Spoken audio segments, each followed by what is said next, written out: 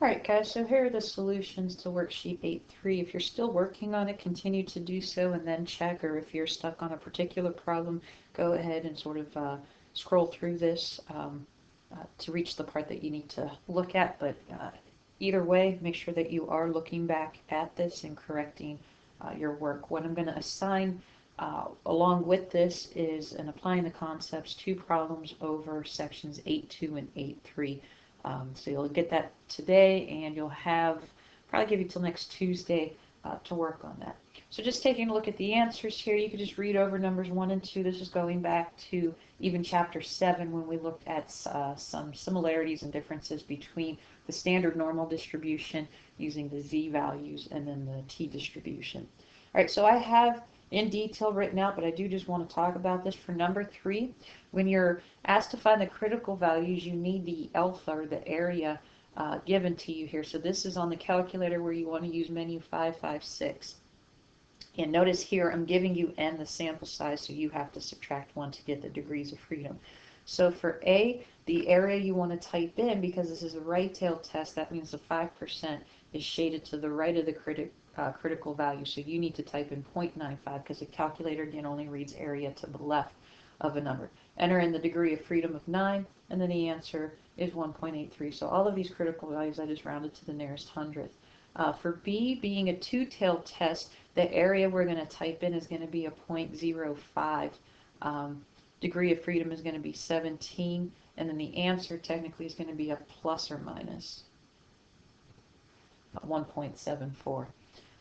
For C, degree of freedom is going to be 5. The area, it's a left-tailed test, so the 0.01 is the same area that we type in, and we should get a negative 3.36.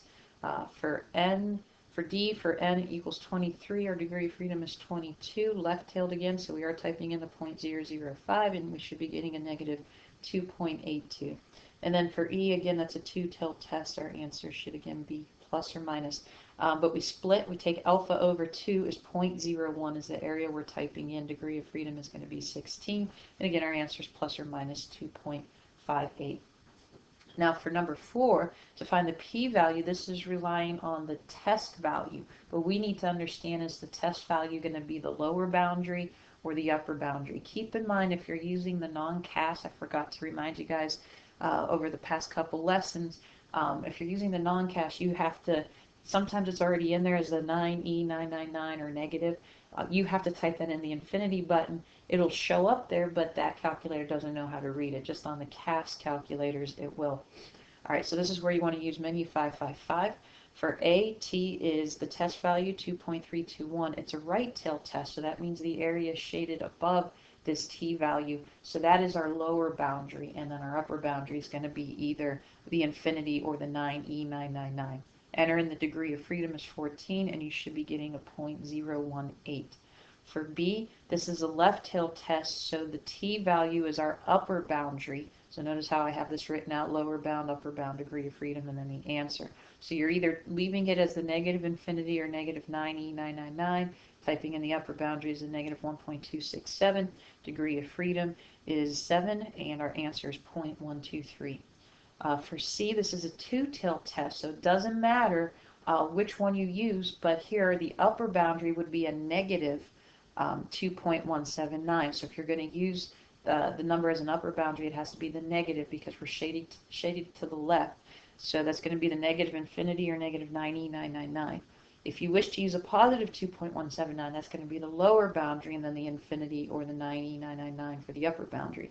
Degree of freedom in either case is going to be 12. And here the area we get, we need to double because that's just the half of the p-value. So it should turn out to be a 0.05. All right, for the rest of these problems, it involves going through those little exercises there. So I think just for the last two was the p-value, so I did the traditional test on all the others. If you did this with the p-value and you have questions on the results, the final steps 4 and 5 should be the same. It's just steps 2 and 3 are going to be different values that we compare. All right, so for this one, I just want to read over it and talk about making sure that you guys, again, identify the claim. It's very important because in 5, if you're mentioning or referring to the claim, we have no idea what it is in number 1, so you always want to make sure You're identifying one of the two hypotheses as the claim. All right, so here just saying cat owners spend an average of $179 annually in routine vet visits. A random sample of local cat owners revealed that 10 randomly selected owners spend an average of $205, with the standard deviation of the sample being 26. So is there a significant statistical difference at alpha equals 0.01? So our null hypothesis is that mu is equal to 179. Our alternative hypothesis is that mu is not equal to something else. So that's the claim, because we want to know if there's a difference, if it's something other than 179. So our critical value, turns out this is a two-tailed test, turns out to be a plus or minus 3.250. Again, use menu 556, type in half the area, half of 1% is 0.005. Degree of freedom is 9, so that's how you should be getting this number. Our test value, and please guys, no matter what I'm collecting or grading, make sure you identify these 5 steps clearly. Identify what you're calculating here. So the test value t, again, we're using the x bar minus our mu divided by the quantity of our standard deviation of the sample divided by the square root of our sample size. So we should be getting a 3.126. You don't necessarily have to draw this out. I think it's very helpful when we're doing the traditional method to put our critical values up here and then see where that test value falls. So our test value is in the non-critical region, which means step 4, we do not reject the null hypothesis. You need to state that decision step. How far out you write the step 5 is up to you. I think it's good enough to stop after the word claim. So what this is saying is, because our claim is the alternative hypothesis, we have to say there is not enough evidence, or there's not sufficient evidence, not enough evidence to support the claim. Remember, whenever our claim is the alternative hypothesis, we use the word support. Whenever the claim is the null hypothesis, we use the word reject. So in this case, there's not enough evidence to support our claim because we have to go with our null hypothesis here. So you could stop after support the claim, or you could just reiterate what the claim was. But again, we have it stated up in step 1, so it's okay to stop at that point. All right, for number 6, again, 6 and 7 and 8, we're using the traditional method here. So a survey of 15 large U.S. cities finds that the average commute time one way is 25.4 minutes. A Chamber of Commerce executive feels that the commute in his city is less and wants to publicize this. So he randomly selects 25 commuters and finds the average is 22.1 minutes with standard deviation of 5.3 minutes. So at alpha is 10%. Is he correct? So our null hypothesis is that mu is equal to 25.4. Alternative hypothesis is mu is less than 25.4. That is our claim because this is what the executive believes and wants to publicize. So our critical value is, it turns out to be negative 1.32. The area is 0.1 because this is a left tail test, so we could just type in the 0.1 for our area. Degree of freedom is 24. Our test value turns out to be negative 3.113. Again, I just drew a little sketch here. So our critical values is negative 1.32. We could see how far into that critical region our test value is, so we definitely reject the null hypothesis. It's in the critical region. So yes, there's enough evidence to support the claim. Again, we say support the claim because our claim is the alternative hypothesis.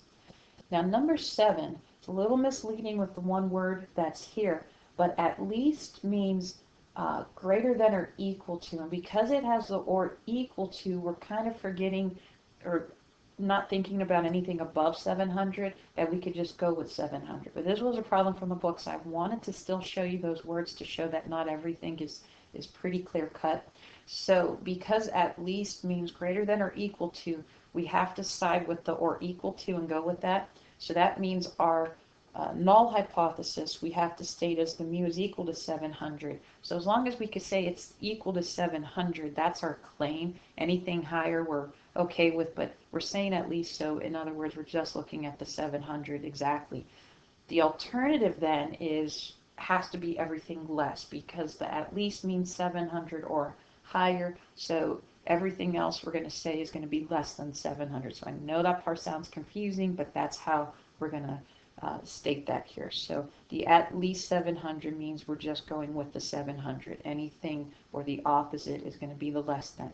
All right, so here the critical value turns out to be negative 2.26. Our area, since this is now a left-tailed test with that alternative hypothesis, is going to be the 0.025. Degree of freedom is going to be 9.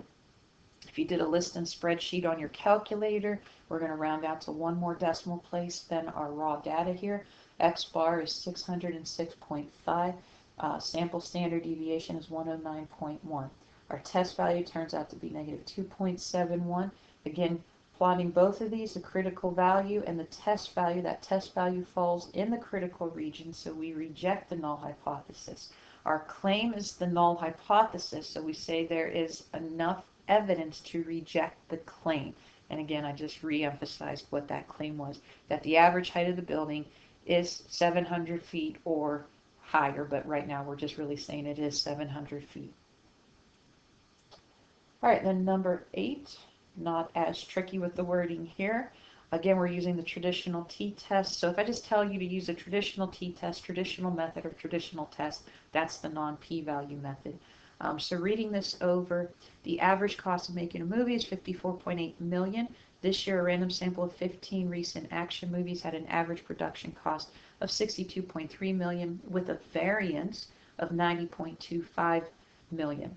At the 5% level of significance, can it be concluded that it costs more than the average to produce an action movie? So here, first, because it says variance, we need to take the square root of that to get the sample standard deviation. So make sure that you do take the square root of 90.25 and we get about 9.5.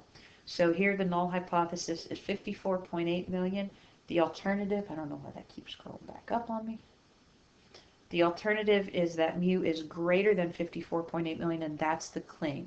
Our critical value turns out to be 1.76. Here the area we're typing in, because this is a right-tailed test, is 0.95. Degree of freedom is 14, so do that and you should get the 1.76.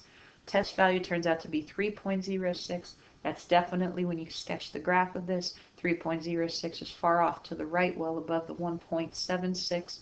It is in the critical region, so we reject the null hypothesis. Since our claim is the alternative hypothesis, we say yes, there is enough evidence to support the claim. All right, for our last two examples, we're using the p-value method. We have raw data for both of them, so hopefully you were able to come up with the sample mean to be 3.9. Again, we're rounding out to one more place value than the raw data. Sample standard deviation is 2.5. We have a sample size of 20, which means degree of freedom is 19. We're definitely using the p-value method here, so there's no real need to make a sketch of the graph as long as we just follow the guidelines of comparing our p-value to alpha. So here in this case, it was first stated that a woman visits her physician on average 5.8 times a year.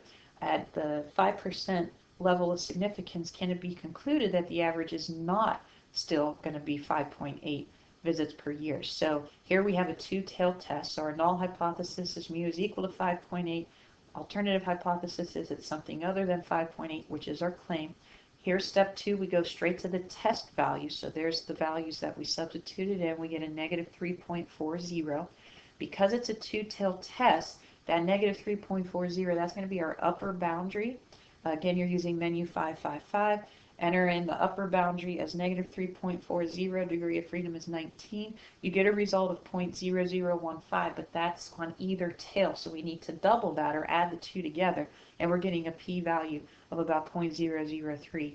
Keep in mind, it is okay for a p-value to equal alpha. As long as it's less than or equal to alpha, we reject the null hypothesis. If not, extend your p-value out as many decimal places as you can, and that's a better way to compare as well. So since our p-value is less than alpha, we reject the null hypothesis. Since our claim is the alternative, we say there is enough evidence to support the claims, like we're kicking out the null hypothesis and supporting the alternative hypothesis. And then our last example. Again, we have 8 values to type in. Finding our sample mean should be 8.3. Sample standard deviation is 5.1. 7 is our degree of freedom. So here this is saying a person between the ages of 18 and 34 has had an average of 9.2 jobs. To see if this average is correct, a researcher selected a sample of 8 workers, and then here are the results. At the 5% level of significance, can it be concluded that the mean is 9.2? We're using the p-value method, and it says give one reason why the respondents might not have given the exact number of jobs. Just to go straight to that answer is because depending on when they were asked, if they were closer to the age of 34, they may not remember all of the part-time jobs they had. Some might have had a couple part-time jobs at the same time, and they just can't recollect all of them, so that would be one reason there.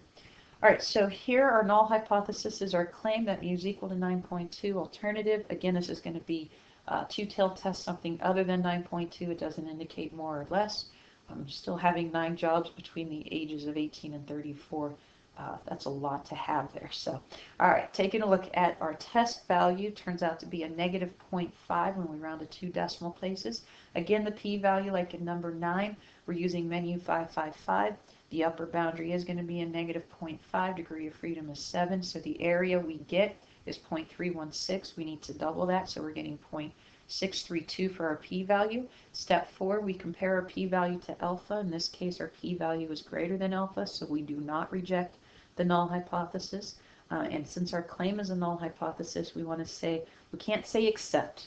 We could support our alternative hypothesis, but in this case we say there's not enough evidence to reject. So the word reject always needs to go along with the null hypothesis. So in this case we can't reject it. We don't have enough evidence to reject it. So that's how we want to word these. So please keep in mind, make sure you're looking at step 5 specifically on how to word these. So like I said, I will be posting that applying the concepts that'll be counted for the little grade as an in-between step before we start section 8.4. 8.4 is the last section we have, and then I will be giving you guys, this will be continued into next week, and then after spring break as well, we'll be getting ready for the chapter 8 test, and only a couple more sections after that, so we'll also at the same time start reviewing for our final exam, which will be coming up. Alright, so hope you guys have a good weekend. As always, let me know if you have any questions.